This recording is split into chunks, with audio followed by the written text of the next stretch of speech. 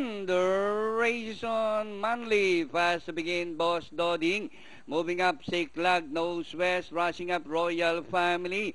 Nice and easy, Banknet and Matikas. Manly hounded by Siklag from the outside. Royal Family, nose west, Danori inside. And Boss Doding, nice and easy. Siklag by about 2 lengths, followed by Manly in second. And racing in third by Daral, nose west alongside is nice and easy. Rushing up is Matikas, Danori inside as they race the final corner. Siklag, a long shot by about 3 lengths, followed by Manly. Matikas, Danori inside, rushing up by Daral is Boss Doding. And Siklag and by Daral is Matikas. Manly is racing on the outside.